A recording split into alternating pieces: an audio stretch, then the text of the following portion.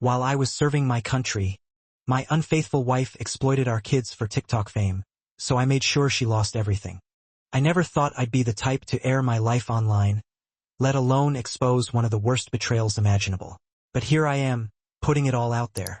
This isn't just a story of infidelity. It's about manipulation, deceit, and how social media twisted what should have been my safe haven into a grotesque performance for strangers on the internet. It's also about how I fought back and reclaimed everything that mattered. My name is Brandon Cooper. I'm 36, a military man through and through. Discipline, duty, and loyalty, those values were ingrained in me from the start. For over a decade, I dedicated my life to my country, believing that no matter what, I had a family waiting for me at home. My wife, Vanessa Collins, was supposed to be my partner through it all. She was the one I thought I could trust, the one who stood by me through deployments and the unpredictable nature of my job. I met Vanessa in my early 20s, back when I was still figuring out who I was outside of my uniform. She worked at a quaint little cafe near my base, a place I stopped by every morning for a cup of coffee before heading out to train. At first, she was just another friendly face behind the counter, always greeting me with a smile.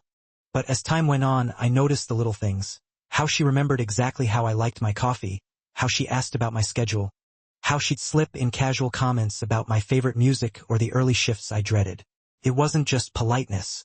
She was paying attention, and before I knew it, I found myself looking forward to those mornings more than I should have. I wasn't actively looking for a relationship, not with my career keeping me constantly on the move. But Vanessa made it feel like stability wasn't impossible. She never pressured me for more than I could give, never made me feel guilty for my job. Instead, she adapted, slipping into my life seamlessly, balancing my rigid discipline with her easygoing charm. We started dating, and within a year I got my first major deployment order. I knew what it meant. Long stretches away, limited contact, a lifestyle that wasn't built for the faint of heart. When I asked Vanessa if she'd be willing to move with me, I expected hesitation. It was a huge commitment after all, but she didn't even blink. She packed up her life and followed me without a second thought. That was the moment I truly believed she was the one. We got married the following year. Nothing extravagant, just close family and a simple ceremony that felt intimate and real. For a while, everything seemed perfect. The honeymoon phase lasted longer than I expected, and soon we started building our family. First came Mia, our fiery little girl with an energy that could light up a room. Then Caleb, my adventurous boy who idolized everything I did. Life felt like it was falling into place exactly as it should. Vanessa embraced motherhood with an enthusiasm that reassured me I had made the right choice. She read every parenting book she could get her hands on, made baby food from scratch, filled the house with warmth while I was away. From the outside, it looked like we had it all. A strong marriage, beautiful kids, a supportive partnership. And for a long time, I believed that illusion, convinced that my family was unshakable. But looking back, I see it now. The small cracks, the little shifts in her behavior that I ignored. The way she slowly started losing interest in the things she once loved. The way she seemed restless even when surrounded by the life we had built together. At the time, I chalked it up to stress. Raising 2 kids while your husband is deployed half the time isn't easy. I thought maybe she just needed a break, something for herself. I encouraged her to go back to school, find a hobby, anything to keep her from feeling stuck.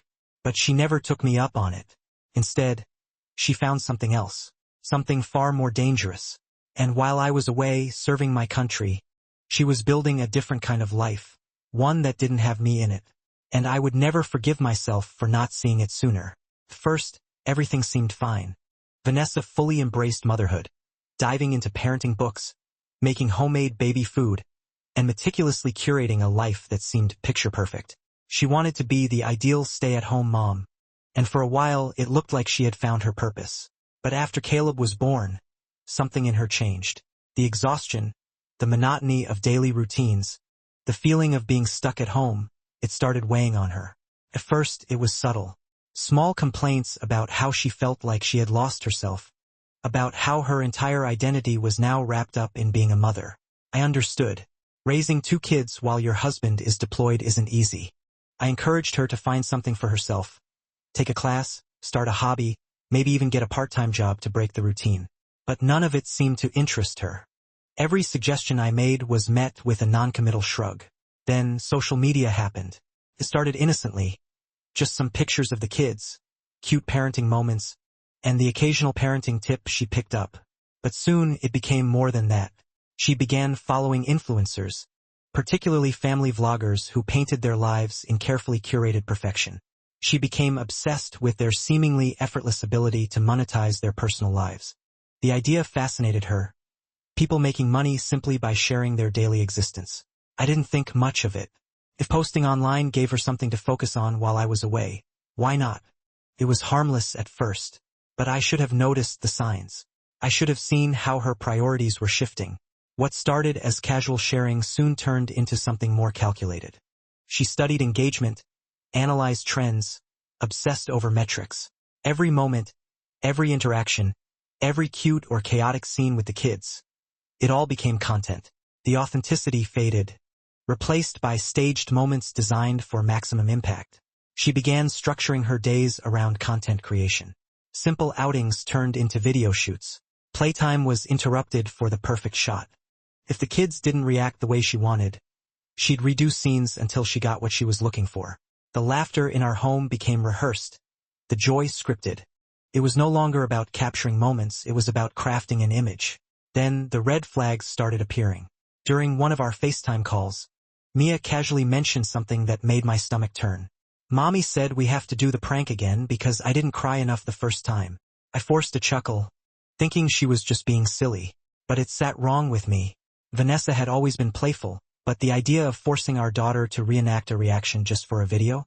It felt off. Over time, these small comments began to add up. Caleb would sometimes mention how Mommy made them do a challenge multiple times because it didn't look fun enough. Mia started repeating phrases like, "We have to smile or Mommy gets mad." That one hit me like a punch to the gut. I brushed it aside, telling myself it was harmless. Maybe she just got a little carried away. Maybe she was just excited about her growing audience. But then, Caleb brought up a name I didn't recognize. Austin Reed. Austin took us out for ice cream. We didn't have any close friends named Austin. My gut twisted. When I asked Vanessa about it, she barely reacted. Oh, he's just a friend. The kids like him. A friend, right? But something about the way she said it, the way she brushed it off so casually, it didn't sit well with me. Then I noticed how she had changed in other ways too. She was always on her phone, constantly checking notifications, tracking views, responding to comments. Our conversations became shorter, more surface level. When we talked, she seemed distracted, like she was waiting for something else, something more important to happen. At first, I thought it was just a phase, something temporary. But as time went on, I realized that social media wasn't just a pastime for her anymore. It was becoming her whole world, and I was just a background character in the story she was telling online. Then one day, something happened that I couldn't ignore. Mia seemed off during one of our calls. I asked her what was wrong, and she hesitated before finally saying, "Mommy got mad at me because I ruined the video." That was the moment the unease I'd been feeling turned into something heavier, something more real. Vanessa wasn't just documenting our kids' lives. She was directing them, forcing them into roles they didn't understand. And from the way Mia sounded, it wasn't fun anymore. I tried to convince myself that I was overreacting, that every influencer did this, that it wasn't harmful. But deep down I knew, this wasn't about our family anymore. It was about her image, her followers, her content, and I had no idea how much worse it was going to get. One day, while hanging out with my unit, my buddy Rodriguez walked up to me, laughing. "Bro, I didn't know your wife was famous." I frowned. "What are you talking about?" He pulled out his phone, opened TikTok, and within seconds my world tilted. There she was, Vanessa, holding up her phone, recording while Mia sobbed uncontrollably. The caption read, "Mommy's little princess had a meltdown. Toddlers, am I right?" A pit formed in my stomach. My daughter wasn't just throwing a tantrum.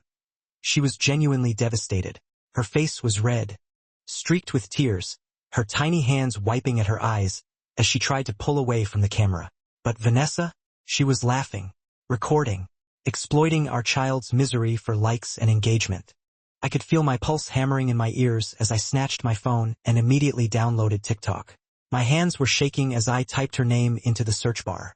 The moment her profile loaded, I felt like I had been punched in the gut.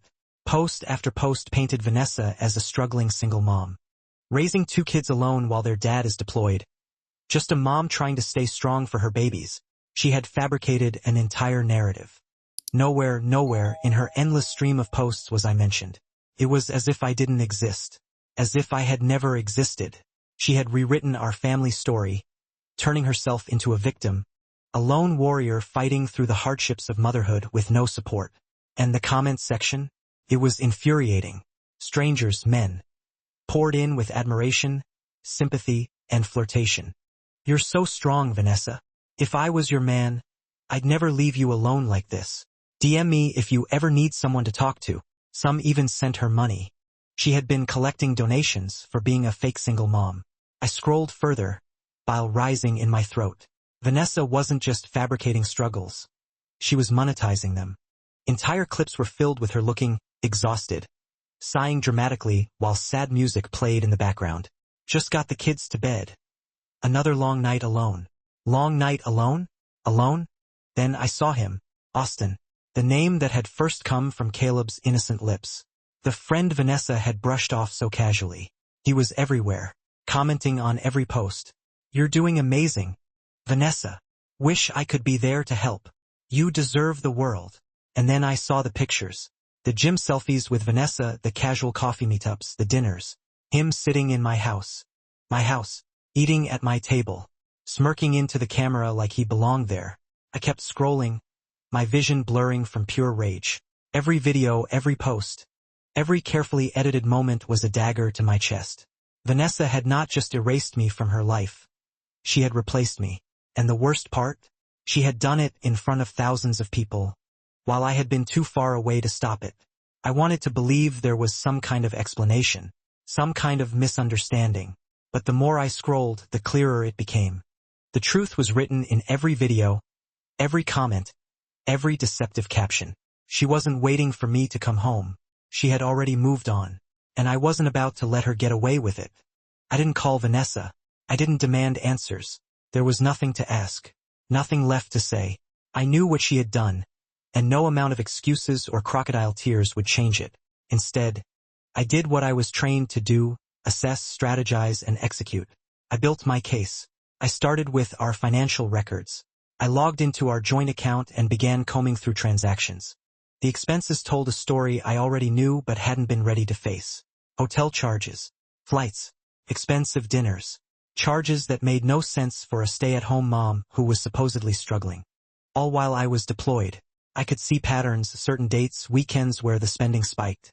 The receipts painted a clear picture of a woman who had long since moved on, living as if I didn't exist, enjoying luxury on my dime while telling the world she was barely getting by. Then I remembered something. The email. When we first got married, Vanessa and I had set up a shared email account to manage bills and subscriptions. She had always been terrible with tech. Hated setting up new accounts, resetting passwords, dealing with anything remotely complicated. If I had to guess, she was probably still using that email for her logins. It was a long shot, but I had nothing to lose. I ran a password reset. It worked. No two-factor authentication. No security questions. No extra layers of protection. Just a simple reset, and suddenly, I had full access to everything. I started with TikTok. Her entire empire, at my fingertips. The messages were worse than I had imagined. There were dozens of conversations, followers, sponsors, other influencers, but one name dominated: Austin Reed. Their chat history stretched back months, filled with flirtation, inside jokes, and plans for the future. I can't wait until we can finally be together, Vanessa had written. Just need to build my platform first. Build her platform? She wasn't just leaving me. She was orchestrating a full-blown escape plan, using social media as a ladder to climb out of our marriage. And Austin? He wasn't just a side fling, he was part of the strategy. Then I saw something that made my blood run cold. She had been coaching him on how to interact with our kids. There, in black and white, were messages detailing how Austin should behave around Mia and Caleb for better engagement. Make them cry, people eat that up, Vanessa had texted. I reread it 3 times, hoping I was mistaken. But it was there, clear as day. She had turned our children into props, manipulating their emotions for likes, comments, and views. She didn't care if they were upset, As long as the engagement was high, it was worth it. I felt sick. There were more messages. Austin bragging about how well he had bonded with the kids. Vanessa encouraging him to act more natural on camera. Discussing content ideas that would make their audience feel something real. People love a redemption arc. If they see how good you are with them, they'll eat it up, she had written. She was manufacturing a narrative where Austin wasn't just some random guy. He was the doting father figure stepping up where the deadbeat husband had failed. I had seen enough. I closed the laptop and sat in silence, staring at the wall. My mind raced through every possibility, every potential action I could take. Divorce was inevitable. That was a given. But this wasn't just about ending a marriage. This was about taking back control. Vanessa had manipulated reality to fit her version of the truth. But now, I held the real story in my hands. I had proof, undeniable, irrefutable evidence of her lies, her betrayal, and worst of all, her willingness to exploit our children for profit. I wasn't going to argue with her. I wasn't going to give her the chance to spin some sob story. I was going to take everything. I booked the earliest flight home. I landed without warning her. No texts, no calls, nothing. She had spent months crafting a reality where I didn't exist. And now, I was about to make sure she regretted every second of it. First, I went to my lawyer. I handed over everything: screenshots, financial records, the messages between her and Austin. The case was airtight. She wasn't just an unfaithful wife. She was a negligent mother who had exploited our kids for social media clout. My lawyer barely skimmed through the evidence before looking up at me and saying, "She's not walking away with a damn thing." That was all I needed to hear. Next, I went to my bank. I froze our joint accounts. No more spa days, no more shopping sprees, no more lavish dinners on my dime. The only money she had left was in her personal account, which, judging by her spending habits, wouldn't last long. Then I drove home. As I walked up to the house, I heard her voice, live streaming. She was fake crying, playing the role of the struggling single mom while thousands of people poured sympathy into the comments. I stood in the doorway watching for a moment. The performance was flawless. Her voice cracked at just the right moment. She wiped a non-existent tear. "It's just been so hard, you guys," she whimpered. "Doing everything alone. Raising these kids by myself." I almost laughed. I stepped inside. The moment she saw me, she went pale. The chat exploded. "Wait, who's that? WTF? She lied? Bro, is that her husband?" Vanessa fumbled to grab her phone, but I was faster. I picked it up, turned the camera to myself and looked straight into the lens. "Hey everyone. I'm the husband this woman has been pretending doesn't exist." Silence. For half a second. The chat froze. Then, complete chaos. "No way. She's been scamming us?" "I donated to her, WTF." Vanessa lunged for the phone, but I yanked it away. I scrolled through the comments, watching her entire persona crumble in real time. The internet wasn't kind to liars. I ended the stream. She stood there, frozen, shaking. "What the hell are you doing?" she whispered, voice panicked.